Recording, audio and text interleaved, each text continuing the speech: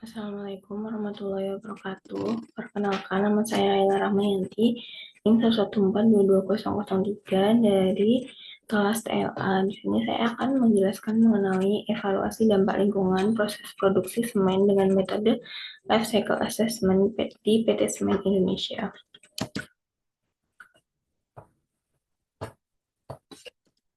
Yang pertama itu ada bab 1 pendahuluan latar belakang. Proses produksi semen merupakan salah satu aktivitas yang intensif dalam penggunaan energi dan sumber daya alam, menghasilkan emisi gas rumah kaca yang signifikan, terutama karbon dioksida.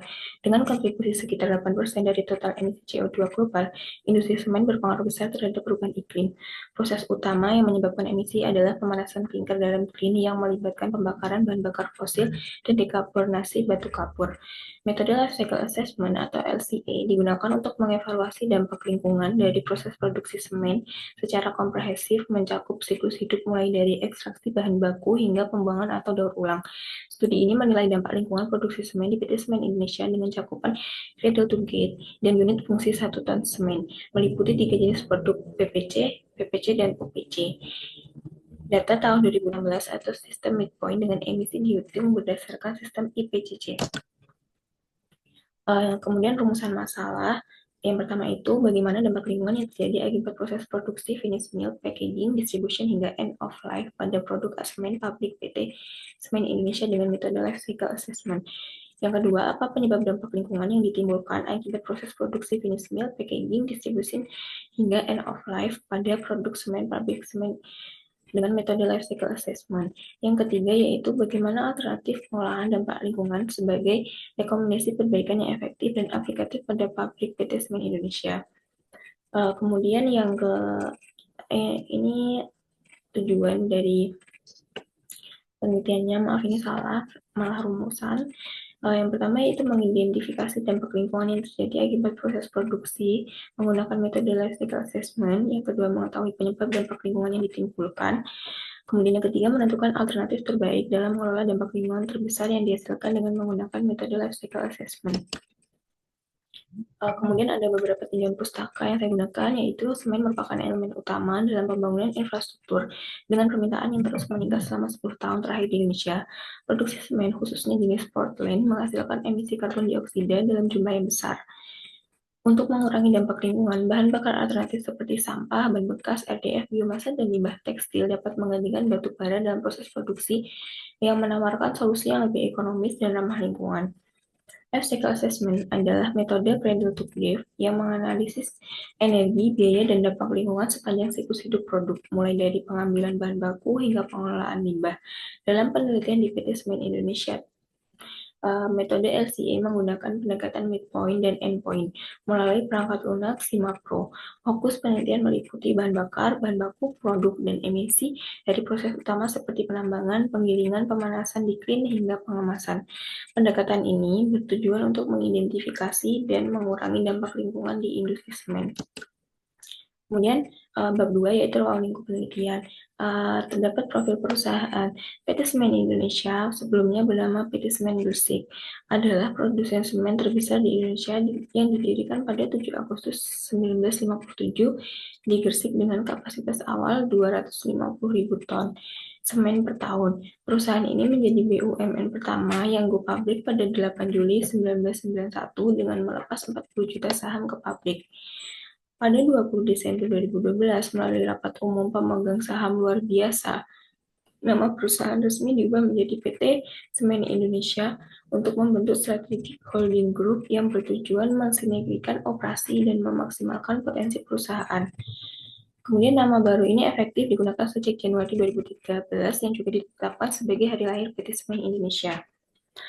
Kemudian produk yang dihasilkan oleh perusahaan yaitu pertama ada semen Portland tipe 1, tipe 2, tipe 3, dan tipe 5. Kemudian ada spesies blended semen atau SBC, super masonry semen, dan Portland pozzolana semen. Kemudian lokasi pabriknya yang sangat strategis itu ada di Sumatera, Jawa, Sulawesi, dan Vietnam, menjadikan Semen Indonesia mampu memasok kebutuhan semen di seluruh tanah air yang didukung oleh ribuan distributor, subdistributor, dan toko-toko.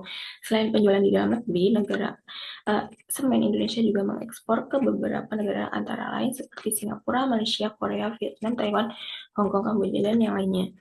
Kemudian visi dan misi dari perusahaan, visinya yaitu untuk menjadi perusahaan persemenan terkemuka di Indonesia dan Asia Tenggara. Misinya satu, memproduksi, memperdagangkan semen dan produk terkait lainnya yang berorientasikan kepuasan konsumen dengan menggunakan teknologi ramah lingkungan, mewujudkan manajemen berstandar internasional dengan menjunjung tinggi etika bisnis dan semangat kebersamaan dan inovasi, meningkatkan keunggulan bersaing di domestik dan internasional, memberdayakan mensinergikan sumber daya yang dimiliki untuk meningkatkan nilai tambah secara berkesinambungan, dan memberikan kontribusi dalam peningkatan para pemangku kepentingan. Kemudian ada lingkungan terdampak. Lingkungan terdampak ini terdiri dari lingkungan biofisik, biotis, dan lingkungan sosial. Lingkungan geofisik itu parameternya terdapat air, udara, tanah, dan bentuk lahan. Air itu sumber dampaknya contohnya dari pencucian bahan baku semen dan penggalian batu kapur sebagai bahan baku. Dampaknya itu tercemarnya sumber air bagi warga, menimbulkan erosi yang akan menambah kekeruhan, tercemarnya air tanah, limbah, logam berat. Kemudian untuk parameter udara, sumber dampaknya itu pembakaran batu bara di klin dan proses dekarbonisasi batu kapur, partikel debu dan aktivitas tambang dari pabrik. Dampaknya itu produksi semen menghasilkan emisi gas rumah kaca dengan masalah kesehatan pernapasan bagi masyarakat di sekitar. Kemudian untuk parameter tanah ada pembukaan lahan tambang dan kebocoran bahan kimia, bahan bakar atau oli dari alat berat. Dampaknya itu akan meningkatkan resiko erosi tanah akibat hilangnya vegetasi penahan, mencemari tanah, dan meninggalkan senyawa toksik yang sulit terurai. Kemudian parameter bentuk lahan, sumber dampaknya itu penambangan bahan baku seperti batu kapur dan tanah liat, dan penambangan terbuka. Dampaknya itu hilangnya lapisan atas tanah atau topsoil dan perubahan morfologi lahan yang menciptakan lubang besar yang sulit direklamasi tanpa intervensi khusus. Kemudian untuk komponen lingkungan hidup berupa biotis itu adalah ada flora dan fauna. Sumber dampaknya itu berasal dari survei seismik dan pembukaan dan penyiapan lahan. Dan berdampak pada berkurangnya tutupan vegetasi atau deforestasi dan penurunan keanekaragaman flora dan fauna. Kemudian lingkungan sosial itu parameternya masyarakat, di mana sumber dampaknya itu mobilisasi alat, bahan, peralatan, material, aktivitas penyaluran bahan baku, semua kegiatan usaha, tumpang tindih penggunaan lahan, dan perpindahan atau relokasi masyarakat lokal. Hal ini berdampak pada penyerapan tenaga kerja lokal dan peningkatan peluang berusaha, perubahan mata pencarian masyarakat sekitar, dan terganggunya keselamatan masyarakat. Kemudian selanjutnya ada lingkup rona lingkungan hidup. Yang pertama itu geofisik kimia. Geofisik kimia itu terbagi menjadi beberapa bagian lagi. Yang pertama ada iklim. Rona lingkungan iklim berhubungan dengan rona lingkungan topografi. Umumnya wilayah dengan topografi pegunungan cenderung memiliki suhu yang lebih rendah dibanding wilayah dengan topografi daratan rendah. Dengan demikian semakin bervariasinya suatu topografi, semakin besar pula kemungkinan variasi iklimnya. Kemudian ada bentuk lahan. Pembentukan sebuah bentuk lahan sangat ditentukan oleh proses geomorfologi. Intensitas proses geomorfologi dan perbedaan bentuk lahan sangat bergantung pada iklim, topografi, kedekatan dengan subduksi, litologi, dan perubahan lingkungan. Berdasarkan genesisnya, Verstappen 1938 menyatakan bahwa bentuk lahannya berupa lahan karst atau bukit kapur. Kemudian ada tanah. Jenis tanah di wilayah operasional PT Semen Indonesia umumnya terkait dengan kebutuhan bahan baku industri semen, yaitu batu kapur atau limestone dan tanah liat clay. Kedua jenis bahan baku ini menjadi indikator utama karakteristik tanah di area tersebut. Kemudian ada batuan. Batuan utama yang digunakan oleh PT Semen Indonesia adalah batu kapur dan tanah liat, didukung oleh bahan tambang seperti pasir silika, shale, gypsum, dan marl. Lokasi tambang mereka berada di wilayah yang kaya akan batuan karst dan sedimen yang mendukung kebutuhan industri semen secara berkelanjutan. Kemudian tata air. Tata air di PT Semen Indonesia mencakup pengelolaan sumber daya air untuk mendukung operasi tambang, pabrik, dan aktivitas lainnya, sekaligus untuk menjaga keseimbangan ekosistem di sekitar lokasi, sumber tanah, air permukaan, dan air hujan. Kemudian ada rona lingkungan hidup berupa biotis. Biotis itu terdiri dari flora dan fauna. Flora yang ditemukan itu ada pohon asoka, kamboja, robusteria, jambu merah, dan akasia. Sedangkan fauna itu ada burung, perkutut, pipit, mercah cerukcuk, kupu-kupu, dan belalang. Kemudian zona lingkungan hidup untuk Sosekbudkesmas. Yang pertama itu ada demografi. Demografi adalah ilmu yang mempelajari tentang pendudukan. Dalam hal ini menyangkut mengenai jumlah penduduk Kecamatan Kerek sekitar 66.470 jiwa dengan luas wilayah yaitu 127,33 km dengan kepadatan penduduk sekitar 522 jiwa per kilometer persegi penduduk dalam wilayah. Sosial ekonomi, keberadaan PT Semen Indonesia memberikan kontribusi signifikan terhadap perekonomian masyarakat sekitar, terutama dalam menciptakan lapangan kerja, meningkatkan pendapatan, dan memperkuat infrastruktur ekonomi. Namun, tantangan seperti ketergantungan ekonomi dan ketimpangan tetap perlu dikelola melalui program pemberdayaan masyarakat yang berkelanjutan. Kemudian ada sosial budaya, masyarakat di sekitar pabrik seperti Tuban dan Rembang memiliki tradisi kuat seperti yang kulit, tayuban, dan kegiatan keagamaan seperti sedekah bumi. Keberadaan perusahaan tidak menghilangkan tradisi ini, bahkan PT Semen Indonesia sering mendukung kegiatan budaya melalui program CSR. Kemudian penggunaan lahan. Penggunaan lahan di sekitar PT Semen Indonesia merupakan kombinasi antara lahan industri, pemukiman, pertanian, dan kawasan konservasi. Perusahaan berupaya mengelola dampak penggunaan lahan terhadap masyarakat dan lingkungan melalui reklamasi, konservasi, dan pembangunan infrastruktur pendukung. Kemudian yang bab 3 itu adalah pelaksanaan penelitian.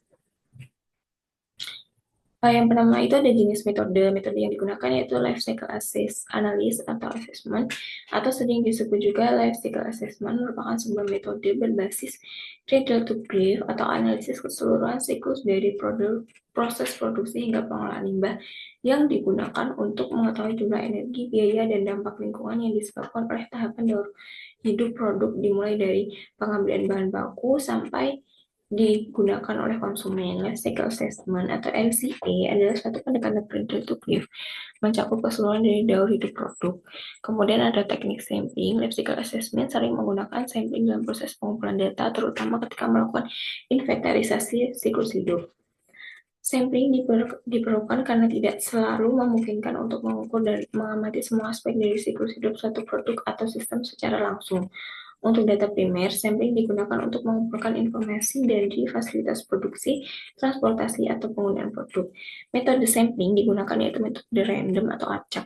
Metode ini biasanya digunakan untuk memilih data dari populasi yang luas tanpa pola tertentu sehingga hasilnya mewakili keseluruhan populasi. Kemudian ada perlengkapan penelitian. Dalam penelitian ini tentunya diperlukan beberapa perlengkapan pendukung yang berguna dalam menunjang selama penelitian berlangsung.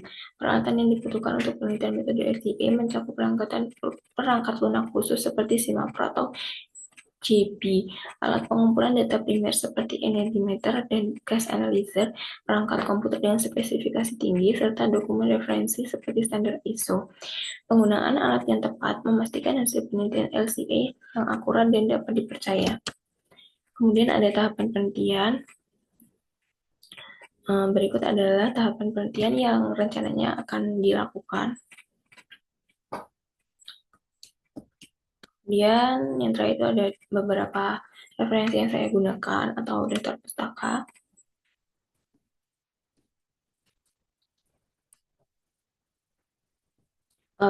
Berikut adalah presentasi yang telah saya lakukan. Kurang lebihnya saya mohon maaf. Wassalamualaikum warahmatullahi wabarakatuh.